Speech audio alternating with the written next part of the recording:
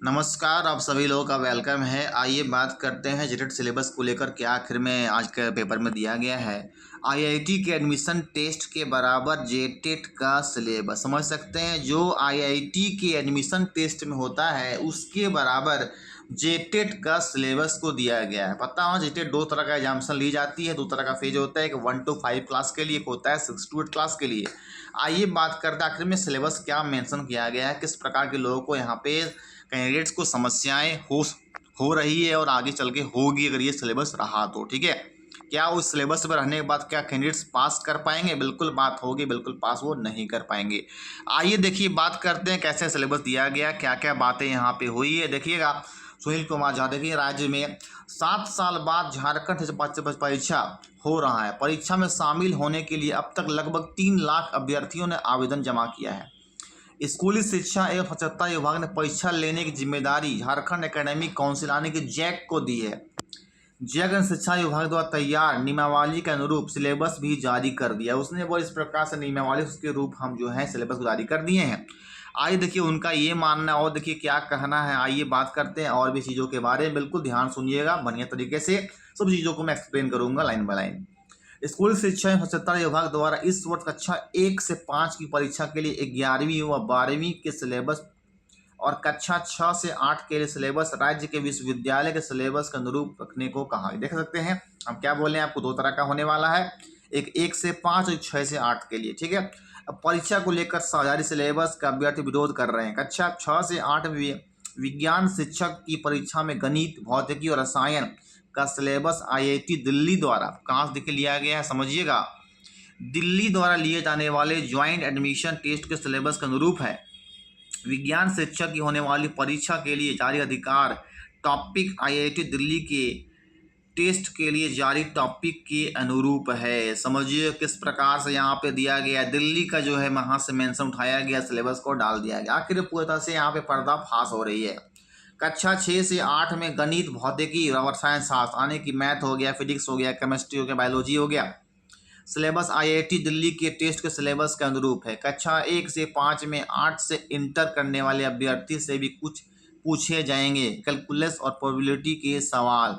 वर्ष 2012-16 में प्राथमिक कक्षा के लिए वर्ग 5 तक व उच्च प्राथमिक के लिए 6 से 8 तक का सिलेबस था। समझ सकते हैं इस प्रकार का सिलेबस था 2012-16 में, उस प्रकार की बातें यहाँ पे की गई है। जैक ने विभाग को भेजा प्रस्ताव, क्या कहा ये समझते हैं। झारखंड एकेडमिक काउंसिल ने स्कूली शिक्षा एवं स्वच्छता विभाग को प्रस्ताव भेजा था जिसमें परीक्षा केंद्रीय शिक्षक पात्रता परीक्षा के अनुरूप लेने को कहा गया था। हालांकि शिक्षा विभाग ने इस पर सहमति नहीं दी। सिलेबस नियमावली के प्रावधान के अनुरूप राज्य के विभिन्न विश्वविद्यालय शिक्षकों द्वारा तैयार किया गया है।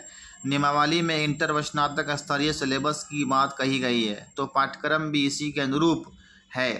एक भी चैप्टर सिलेबस से बाहर का नहीं है। उस प्रकार देखिए बात यहाँ डॉक्टर अनिल महतो के द्वारा कहा गया है। आप चीज़ों को आप खुद समझ सकते हैं क्या कहें आपको। ठीक है, आइए देखिए यहाँ पे इंटर आर्ट्स वालों से +2 गणित का सवाल होगा। बताइए जो इंटर से जो आर्ट्स किए हुए थे गणित के मैथ कैसे बनाएंगे, आइए देखते हैं जो इंटर में पूछा गया था।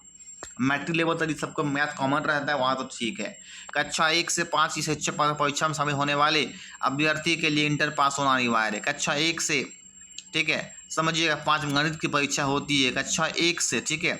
5 में देखिए यहाँ पे जो पूछा जाए कैलकुलेस और पूछा जाए क्वेश्चन पूछा जाएंगे, ठीक है। और जो भी आर्ट्स और कॉमर्स से किए हुए लोग बताइए कैसे जवाब दे पाएंगे। सिर्फ साइंस वाले तो यहाँ पढ़े थे।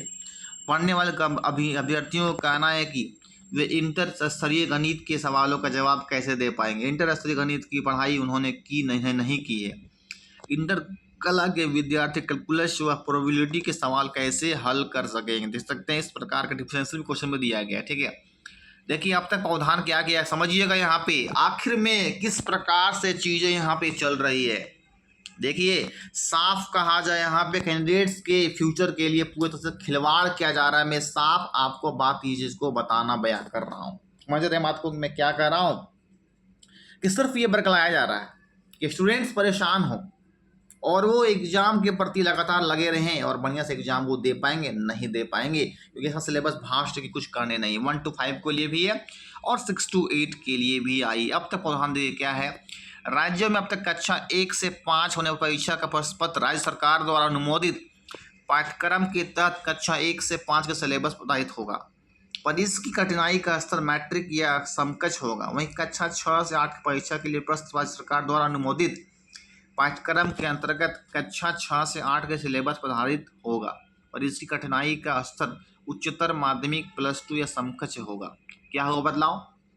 कक्षा 1 से 5 के लिए प्रश्न NCERT CBSE एवं राज्य सरकार द्वारा अनुमोदित पाठ्यक्रम के अंतर्गत कक्षा 11वीं और 12वीं तक के सिलेबस पर आधारित होगा। ठीक है, 11वीं। प्रश्न कठिनाई का स्तर 10+2 उच्चतर माध्यमिक या समकक्ष होगा। कक्षा 6 से 8 की परीक्षा के लिए प्रश्न UGC द्वारा अनुमोदित पाठ्यक्रम के अंतर्गत कक्षा स्नातक के सिलेबस पर आधारित होगा। प्रश्न की कठिनाई का अधिकतम स्तर स्नातक या समकक्ष होगा। इस प्रकार देखिए बात कही गई है। देखिए यहाँ पे आगे की बात करेंगे। सीटेट समेत किसी राज्य में ऐसा प्रावधान नहीं है। देख सकते जो एग्जाम सीटेट हर वर्ष 2 बार एग्जाम ली जाती है, कराती है कंडक्ट, समझ सकते हैं। जेटेट से बड़ा होता है सीटेट, जो सेंट्रल लेवल का होता है। अभ्यर्थियों का कहना है कि सिलेबस और प्रश्न की कठिनाई का जो स्तर तय किया गया वह केंद्रीय शिक्षक पात्रता परीक्षा में भी नहीं है पूछा जाता है। किसी राज्य से प्रावधान, कोई भी राज्य जो है एग्जाम ले लीजिए, मान ली बिहार का होता है, आप लिख सकते हैं वहाँ बिहार में कराया जाता है, एस्टेट करवाया जाता है। ठीक है, एस्टेट 2 तरह का होता है वहाँ पे। एक होता है 9 से 10 के लिए पेपर 1, एक होता है एस्टेट आपका पेपर 2 11th 12th के लिए।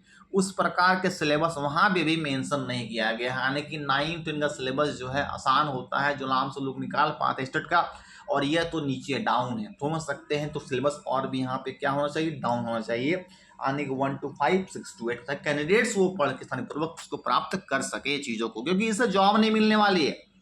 मत समझिए जेट पास हो गए तो मुझे जॉब मिल जाएगी, जॉब इससे नहीं मिलने वाली। इससे कोई सर्टिफिकेट मिलेगा, सर्टिफिकेट के माध्यम से फिर आपका वैकेंसी जाएगी, उस वैकेंसी को आपको फिलफिल करना है, तब जाके आपको यहाँ पे जब पास होंगे उसमें आप, तब जाके आपको जॉब मिलेगी। अच्छा लगा होगा, एक लाइक कर देंगे, शेयर करें, फर्स्ट टाइम होंगे तो सब्सक्राइब अवश्य कर दीजिएगा।